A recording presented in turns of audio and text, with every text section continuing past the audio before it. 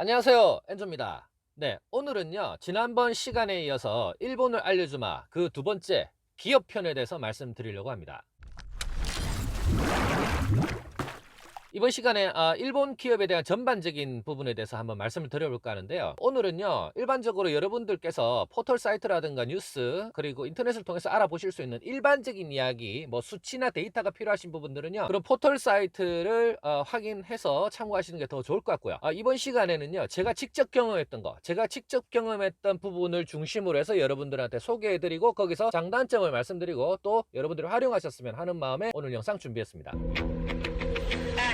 먼저 첫 번째로요. 직장인으로서의 일본 기업을 바라봤을 때입니다. 네, 이건 제가 직장인으로서 일본에서 근무를 했을 때 느낀 것들, 거기에 대한 장단점들 조금 말씀드려볼게요. 지난번에 취업편에서도 말씀드린 것처럼 단점은 극명하게 드러납니다. 융통성이 없고요. 일 처리하는데 굉장히 늦어요. 이거는 우리의 문화에서 봤을 때 그런 겁니다. 책임을 지려고 하는 습성이 없어요. 책임지려고 하면 안 되는 문화이기 때문에 누구 하나도 자기가 나서서 책임지겠다라고 말을 할 수 없는 상황입니다. 근데 이 말은요, 잘 생각해보면요, 반대로 책임감이 굉장히 강한 사람들이에요. 왜냐하면 그 책임이라는 말을 하는데 내뱉는 데 있어서 굉장히 신중한 선택을 한다는 거죠. 함부로 책임을 진다거나 나를 따르라거나 하진 않습니다. 근데 부득이하게 정말 자기가 책임을 져야 되는 부분, 이건 무조건 내가 해야 되고 이건 내 끝까지 임무를 수행해야 된다, 완수해야 된다라고 하는 부분에 있어서의 책임감은 제가 봤을 땐 그 어느 나라의 사람들과 굉장히 강했어요. 이 부분은요 일본 분들이랑 일본 사람들이랑 같이 지내보면 알 수 있습니다. 그들과 함께 밥을 먹고 술을 먹고 직장 생활을 하면서 똑같은 프로젝트를 하면서 느낄 수 있는 건데요, 차이점을 느낄 수 있는 거는요, 조직에서 나와 직장 생활 안에서 내가 달라진다는 거죠. 조직 안에서는 함부로 책임진다 어쩐다라고 하는 말을 절대로 하면 안 돼요. 저조차도 그랬어요. 그런 어떤 책임을 진다, 뭐 나를 따르라라는 말을 절대로 하면 안 됩니다. 우리나라 같은 경우에는 어떤 호기, 그 다음에 어떤 조직을 위해서 잘 해보고자 하는 긍정적인 면에서 받아들일 수 있지만요, 일본에서는 그 책임을 지겠다, 나를 따르라가요 정반대의 후폭풍이 몰려와요. 그거는 단순하게 그때 벌어졌던 실수뿐만이 아니라 일본 회사에서 직장 생활을 하는 그 순간 마지막까지도 그 일이 계속 따라가요. 그래서 정말 조심해야 됩니다. 근데 사적으로 사람들을 직장 생활을 하면서 동료들과 같이 이렇게 어울리고 하는 일들이 자주 있습니다. 뭐 술을 좋아했고 그런 사람들과 제가 앞서서 뭐 어울리고 뭐 그런 덕분에 굉장히 친화력 있게 지냈던 경험이 있는데요. 그 사람들하고 개인적으로 만나서 여러 가지 이야기를 해보면 정말 책임감 있는 사람이다 라고 생각을 하게 돼요. 그래서 제가 내린 결론은 직장인으로서의 일본 기업을 봤던 거는요, 같이 그 사람들이 몰려서 단체가 되었을 때와 개인이 다르다는 거를 확실히 느낄 수 있는 것들이 있어요. 내가 만약에 그 문화에 적응을 하고 그 회사의 룰에 적응을 하잖아요. 근데 그걸 잘 지키면요 정말 편해요. 진짜 편해요. 왜냐하면 내가 뭘 해야 되고 내가 어떤 걸 해서 성과를 내야 되는지 그걸 정말 친절하게 가이드를 해준단 말이죠, 그 일본의 문화가요. 그래서 그 룰을 잘 따르고 잘 지키고 그 흐름에만 잘 편승하면 정말 편하게 직장 생활할 수 있습니다. 근데 물론 여기서는 본인의 의지가 굉장히 중요해요. 제가 지금 말씀드리는 거는 직장 생활을 외국인으로서 일본에 가서 직장 생활을 할 때 직장 생활을 잘할 수 있는 팁, 아주 중요한 팁을 하나 알려드린 겁니다.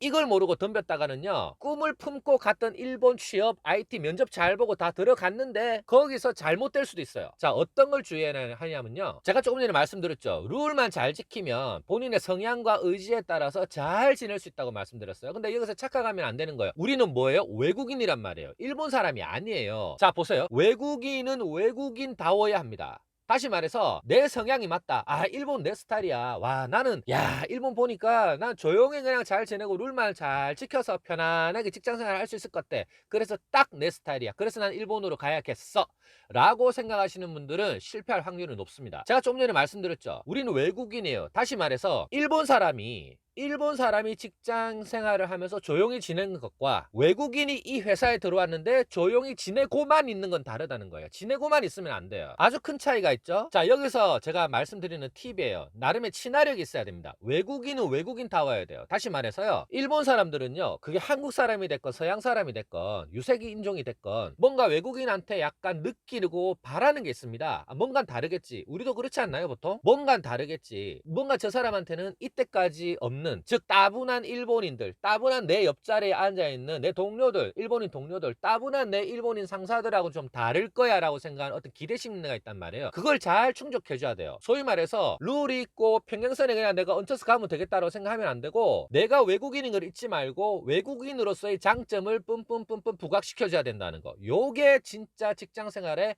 성공할 수 있는 팁입니다. 네, 여기서 제 경험담을 하나 말씀드릴게요. 제가 일본에서 기업에서 일을 했을 때요, 거의 완전히 일본인으로 살아봤었던 시기가 있었어요. 그때는 일본 밖에 쓸 수가 없었어요. 한국말 쓸 일이 없었으니까. 그래서 한국말을 쓰지 않고 일본어만 썼고, 프로젝트건 뭐건 회의건 다 싹 다 모든 게 제가 적응하기 위한 시간이 필요했기 때문에 제가 제 스스로를 버리고 살았던 적이 있었습니다. 정말 제가 제 스스로가 한국 사람이라고 말을 안 하면 일본 사람들도 저를 일본인으로 알아볼 정도로 그런 시절이 있었어요. 자, 그런데 이게 어떤 일이 발생했는지 아세요? 이상한 느낌인 거예요. 분명히 마이너스 되는 요인은 없어요. 마이너스 되는 요인이 없는데 문제는 플러스 요인이 없다라는 거예요. 플러스 요인이. 다시 말해서요, 나는 외국인이 아닌 거예요. 얘네들한테 외국인으로 안 보인다라는 건 분명 그 나라 안에서 거기서 어차피 내가 일본 사람으로 살 것 같았으면 아주 좋은 거였어요.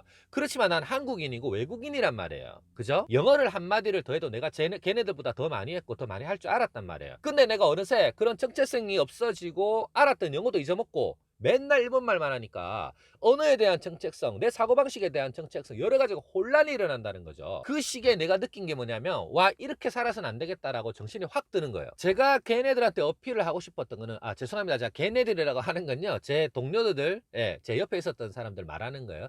이거 혹시 보는 제 그 일본인 지인들 있으면 다 이해할 겁니다. 고맙네.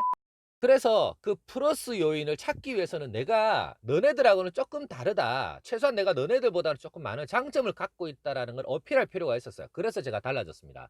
쓰지 않던 영어도 쓰기 시작했고, 뭔가 중간중간에 해외 이야기를 했고, 그 다음에 중간중간에 제가 일본 문화를, 내가 지금까지는 그 속에서 너네랑 같이 이야기를 했는데 지금 내가 거기서 나와서 제3자 입장에서 걔네들을 봐주기 시작했던 거예요. 그랬더니 얘들이, 제가 이 친구 한국 사람이었지, 이 친구는 우리와는 다르게 다른 해외 경험이 있는 친구였지 하고 나를 바라봐줬어요. 거기서부터 저는 조금씩 제가 갖고 있던 경쟁력이 되살아나는 느낌이었습니다. 자, 여기서 정리해 드릴게요. 일본이 정적이고 그 다음에 어떤 룰만 잘 지키면 된다고 해서 그걸 보고 일본을 취업하려고 하시면 절대 안 됩니다. 가서 오히려 더 많은 노력을 하셔야 될 필요가 있어요. 외국인으로서의 갖는 장점이 있고요, 그네들이 외국인을 바라보는 기대 심리가 있어요. 이걸 절대 놓치시면 안 돼요. 이것만 잘 캐치를 하고 그 다음에 내가 정말 일본 문화에 잘 녹아들면 정말 멋진 외국인 친구가 되는 겁니다. 자, 두 번째요. 비즈니스 파트너로서의 일본 기업을 한번 보겠습니다. 이전에도 말씀드렸지만 일본에서 기업에서 퇴직을 해가지고 그 다음에 창업을 하고 제 기업체를 운영했던 사람이에요. 한국에 있는 지금도 일본과 중국을 왔다 갔다 하면서 무역을 하고 관련된 제품들을 직접 유통을 하는 사업을 하고 있어요. 이러면서 일본에 있는 파트너들, 기존에 제가 구축해 놓았던 일본 파트너들을 그대로 대부분 많이 쓰고 있습니다. 여기서 이런 경험 속에서 일본 파트너들, 기업 간의 거래, 비즈니스 하는 데 있어서 바라보는 저의 생각이에요. 먼저 단점은요, 앞서 말씀드린 것처럼 의사결정의 시간이 너무 많이 걸립니다. 그리고 똑같이 융통성이 없어요. 시간이 돈이고요, 빨리빨리 해야 되는 우리 문화에서 봤을 때는 이건 정말 환장한 노릇입니다. 또 제가 말씀드리고 싶은 거는요, 일본과 거래를 하려고 뭐 제안을 해서 관심이 있어서 일본으로 가서 미팅을 하거나 여러 가지 뭔가 일을 만들기 위한 커뮤니케이션을 많이 하지 않습니까? 여기서 외국에서 가장 실수를 많이 한 거, 외국 기업들, 외국 사람들이 가장 실수를 많이 하는 게요, 일본 사람들의 그 애매모호한 예스, 애매모호한 노 때문에 되게 실수를 많이 해요. 제가 요 앞에 취업편에서도 말씀드렸지만 혼내 다테마에라고 하는 그런 문화가 있단 말이에요. 지금 내가 말하는 것과 내 생각이 다르다는 거죠. 근데 이거를 정말 캐치하기가 힘들거든요. 그렇다면 이걸 캐치하는 가장 좋은 방법, 좋은 방법이랄까, 문화를 알아야 돼요. 문화. 그래서 제가 저번에 해외 비즈니스 노하우를 말씀드렸을 때도 이 문화를 알아야 된다고 계속 말씀을 드렸던 적이 있는데, 혹시 나중에 이 영상 보시고 가서 한번 봐주시면 좋겠습니다. 그래서 문화를 알아야 되는데, 이 문화를 알고 좀 더 그네들과 부대끼면서 지내다 보면 그 예스가 노가 아닌 걸 알 수 있다는 거죠. 이건 제가 뭐라고 말씀을 못 드리겠어요. 사람마다 다르고 지역별로 다르고 그런 말투, 언어가 다 다르단 말이에요. 그리고 장점은요, 결제 조건이 정말 좋아요. 예를 들어서 이미 거래를 하겠다, 우리는 너 거를 사고 나는 네 거를 받아들이겠다라는 어느 전제 조건이 다 되지 않습니까? 그러면요, 일에 대한 추진이라든가 어떤 결제 조건, 이런 것들이 굉장히 잘 돼 있고요. 다른 나라보다 중국과 비교할 바는 아니죠. 다른 나라보다 훨씬 명확하고 깔끔하고 매너가 있습니다. 그리고 예의가 발라요. 그리고 진짜 만에 하나라는 표현이 좀 할까요? 만약에 부득이하게 진짜 한번 입금 일정이 늦어진다는 거 할 수는 있어요. 그렇지만 진짜 그때는요, 그 회사의 모든 자존심과 회사 이미지 실추를 걱정하는 때이기 때문에 정말 일본하고 거래하면서 저는 그런 일이 한 번도 없었던 것 같아요. 근데 우리나라나 뭐 다른 나라, 뭐 중국이나 우리나라 뭐 이렇게 그 일본 위에 보면 정말 그런 거 많죠. 상습적으로 계속 지불을 늦춘다든가, 우리나라 여러 가지 안 좋은 점 많이 있지 않습니까? 네, 그런 거는 일본에는 없어요. 그리고 가장 좋은 건 뭐 일본은 역시 품질이죠. 품질 보증. 이 부분에 대한 거는 뭐 전통적으로 기가 막히게 잘해줍니다. 물론 요즘은 뭐 우리나라도 그렇고 일본도 그렇고 이제 중국에서 많이 만들잖아요. 근데 일본 회사가 중국에서 만든다는 제품, 그 제품은요 품질도 달라요. 왜냐하면 그만큼 일본에 있는 품질 보증, 품질 관리자들이 직접 컨트롤을 하고 일본에 있는 지사를 통해서 품질 관리를 한단 말이에요. 바이어 검사라고 하죠. 바이어 인스펙션 같은 것도 굉장히 잘해요. 그래서 일본 회사가 만든, 일본 회사의 브랜드로 나오는 그 중국 제품 메이드 인 차이나라고 돼 있다 하더라도 품질은 굉장히 좋단 말이죠. 그리고 제가 조금 전에 말씀드린 것처럼 책임지려고 하지 않는다, 반대로 책임지겠다고 한 것에 대해서는 철저하게 지킨다. 이 부분 때문에 어느 정도 자기네들이 품질 보증을 하겠다라고 준비하고 각서를 해놓은 부분에 대해서는 정말 철통같이 잘 지킵니다. 이런 면들을 보면요, 우리가 잘 알잖아요. 일본의 몇십 년 된 회사, 혹은 뭐 100년 이상이 되는 회사, 이런 회사가 많이 존재하고 명복을 이어오고 있다라는 거는 그냥 내려온 게 아니에요. 자, 이제 세 번째입니다. 요 시간에 가장 중요한 부분일 수 있는데요, 일본 전자산업의 몰락, 왜 이렇게 되었는가, 그렇게 되어가는 과정을 옆에서 생생하게 지켜봐온 제가 이 부분에 대해서 조금 말씀드려보고자 합니다. 자, 이 영상에 앞서서 말씀드렸습니다. 일본에 대해서 뭐 몰락이라든가 잘못된 부분이라든가 우리가 삼성이 소니를 먹었네 어쩌나 하는 부분에 대한 뭐 기타 등등의 이야기들이라든가 특히 데이터 수치 같은 거, 그걸 원하시는 분들은요 이 영상을 다 보시고 포털 사이트에 검색하시면 그런 세부적인 데이터나 내용들이 나올 겁니다. 제 채널에서는 굳이 그걸 이야기하지 않겠습니다. 제 채널에서는요 제가 경험한 내용을 토대로 말씀드리고 싶어요. 자, 일본 기업은요 리스크를 지지 않으려고 해요. 아까도 말씀드렸지만 책임지지 않으려고 하죠. 리스크를 지지 않으려고 해요. 그 다음에 모든 결정권은요 제일 위에 있는 오너에게 있습니다. 제일 위에 있는 대표이사 사장에게 있어요. 네, 이 대표이사 사장도 오너, 이 회사의 주인에 대한 명령을 받거나 그 사람의 영향력 아래에 있어요. 그만큼 권위주의적이고요. 예로부터 오는 그런 어떤 보스, 제일 위에 있는 오야붕에 대한 그 의견, 결정이 굉장히 큰 영향을 끼친다. 아직도 그 문화가 있습니다. 그런데 어떻게 보면요 편한 거는 이거예요. 그 오야붕, 그 보스가 내리는 모든 결정에 따라서 눈 딱 감고 하면 되는 거예요. 이렇게 하세요 그러면 하이 하고, 저렇게 하세요라고 하면 하이 하면 되는 겁니다. 그렇게 하면 너무 쉽게 흘러갈 수 있죠. 그런데 어땠어요? 그렇게 하다가 결국 일본의 전통적인 대기업인 소니, 그리고 뭐 히타치, 다른 모든 많은 회사들이요 옛날에 명성을 잃고 지금은 하나같이 명성을 다 잃었죠. 회사가 제대로 굴러가는지, 이게 어느 회사가 파트를 나눠서 매각이 되고 중국 회사에 팔리고 뭐 별 많은 일들이 있었잖아요. 사실은 이거를요 저는 정말 한 십수년 전부터 이미 눈치를 챘었어요. 벌써 한 10년 전쯤 될 것 같습니다. 제 기억에. 이제부터 제 경험, 제가 왜 그런 거를 먼저 저는 눈치를 챘는지 말씀드릴게요. 제가 옛날에 일본에서 그 스마트폰 개발을 하는 회사를 했었어요. 폰 개발을 하는 회사를 했었는데, 아무래도 이제 통신 쪽 관련된 회사다 보니까 통신사라든가 여러 가지 일본의 유명한 기업들과 콜라보레이션을 해서 프로젝트를 같이 하는 것들이 있었어요. 그런 식으로 하다 보니까 일본에 들어와 있는 유명한 반도체 기업이라든가 장비회사라든가 부품회사, 그리고 통신사, 그 다음에 단말기를 만드는 회사, 이런 회사들의 간부들과 뭐 제가 이제 IT 쪽이니까 연구소장들이라든가 유명한 사람들하고 커넥션이 굉장히 많았어요. 저도 굉장히 친하게 지냈던 사람들입니다. 그런데 제가, 여러분 지금 갤럭시 많이 쓰시잖아요. 한국은 삼성 걸 많이 쓰죠. 우리 갤럭시.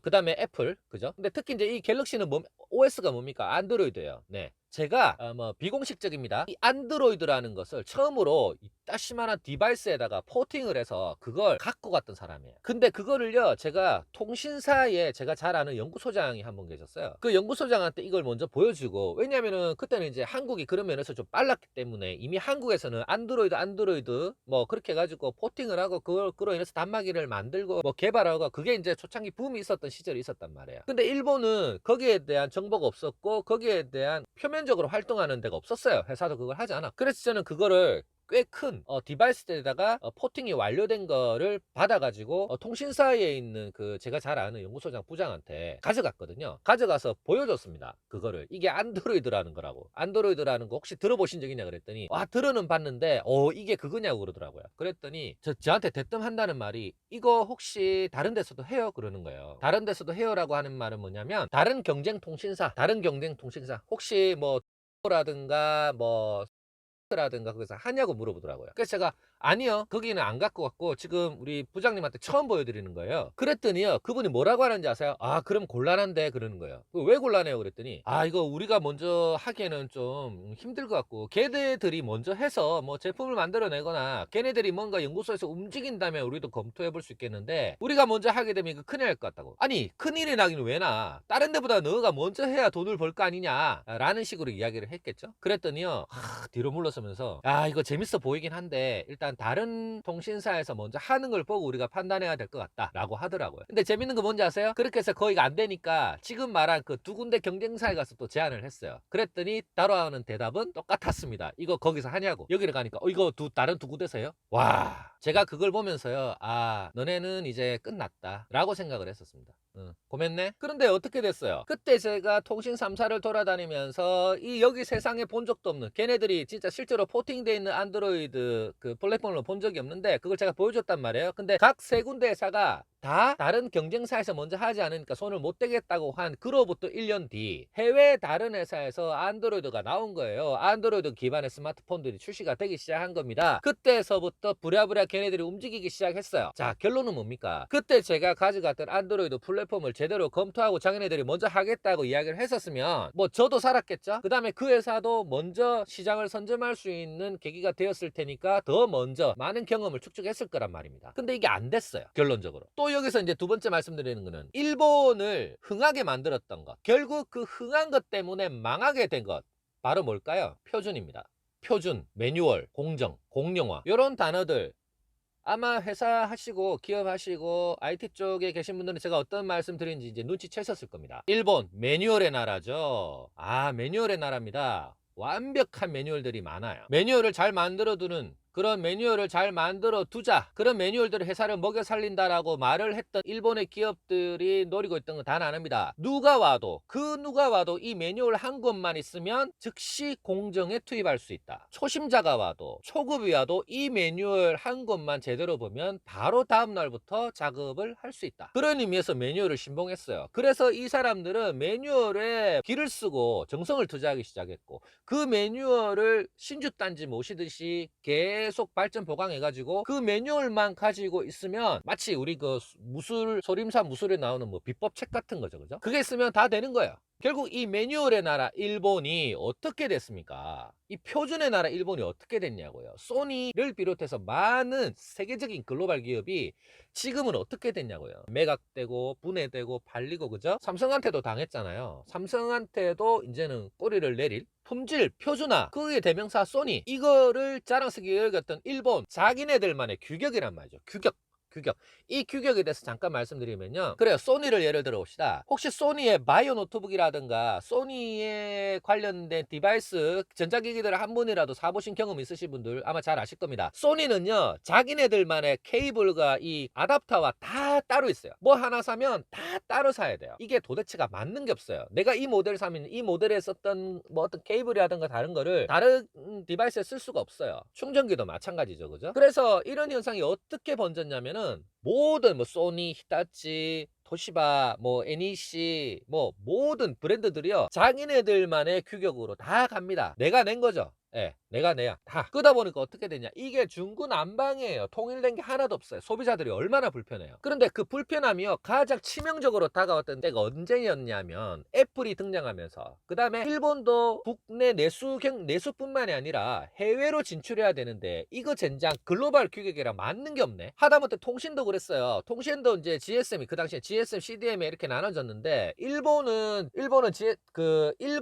그 통신이 있어요. 제가 지금 잊어버렸는데 그 통신망을 썼기 때문에 이것도 뭔가 되게 복잡했어요. 그래서 이게 요즘 같은 경우에는 유심도 뭐 공룡화돼 있고 뭐 심플이 해가지고 뭐 이런 옛날에는 그런 게 없었거든요. 그런 개념이 없었단 말이에요. 일본에 가서 전화를 하려면 일본 폰을 샀어야 됐어요. 네, 프리페이드라 그래가지고 뭐 돈 내고 지금 뭐라고 하죠? 지금은 이제 그 우리 선불요금제라고 하나요? 뭐 그런 식의 개념이에요. 지금도 뭐 있습니다만 지금은 이제 별로 의미는 없어졌죠. 하여튼 이거 하나만 보더라도 일본 내에 들어가면 그 일본에 있는 규격과 표준에 따른 물건을 사용하고 쓸 수밖에 없다라는 겁니다. 일본이 고집하고 있는 일본만의 규격과 표준이 문제가 됐던 거예요. 이게 공룡화가 안 되니까 너무 불편한 거죠. 해외에 있는 기업들이 일본으로 들어와서 뭔가를 물건을 만들어서 팔려고 혹은 안에 들어와서 포팅을 하려고 해도 너무 힘든 거예요. 일본 규격에 맞춰야 되니까. 역으로 일본에 있는 제품들이 밖으로 나가려면 일본 규격화되어 있는 거기 때문에 이걸 글로벌 규격으로 바꿔야 되는 거예요. 이러면서 오는 비용하고 실수만 있으면 다행이죠. 우리가 거스를 수 없는 건 뭐예요? 시간이잖아요. 여기서 너무 많은 손실을 본 겁니다. 그러다가 이 초창기에는 일본 내부의 뉴스에 그런 사람도 있었어요. 평론가들 나와서 하는 말이요. 우리는 일본 국내만 먹고 살아도 1억이 넘기 때문에 내수 시장만으로도 충분하다. 일본의 규격을 유지해야 되고 고수해야 된다. 뭐 이런 식의 이상한 소리도 하는 사람들이 있었어요. 그 당시에는. 결국 어떻게 됐습니까? 요즘은 애플도 공룡화 하려고 애쓰잖아요. 애플도 라이트닝 있다가 요즘에는 이제 C타입 케이블로 이제 점점 바꿔지고 있거든요. 하다못해 애플도 그렇게 하고 있단 말이에요. 그래서 이게 공룡화가 중요하고 공룡화에 기반한 표준이 돼야 된다. 이거는 이제 거스를 수 없는 흐름인 거죠. 네, 그 다음에 마지막으로 이제 장인정신에 대해서 제가 말씀을 드릴 건데요. 제가 장인정신에 대해서 말씀을 드리려고 하면 이거 시간을 굉장히 좀 많이 할애를 해야 될 것 같습니다. 제가 이 한 편에 모든 걸 담아낼 수가 없기 때문에 장인정신만 따로 뽑아내서 제가 한번 말씀을 드려볼게요. 이 장인정신에 대해서 뭐 또 그렇게 할 말이 있겠느냐라고 생각하실 수 있습니다만은 제가 말씀드리는 장인정신은요 조금 시각이 다릅니다. 오히려 제가 말씀드리려고 하는 이 장인정신에 대한 내용은 일본 친구들이 봐야 될 거예요. 일본 친구들이 보면 도움이 될 수 있는 힌트가 들어가 있을 수도 있습니다. 그러니까 그런 면에서 한번 장인정신은 다음에 제가 따로 시간을 내서 한번 영상을 만들어 보겠습니다. 구독, 좋아요, 알람은 필수고요. 여러분들의 광고 풀 시청은 제가 본 채널을 유지하는 데 굉장히 큰 힘이 됩니다. 내일은 오늘보다 더 나을 겁니다. 엔조였습니다.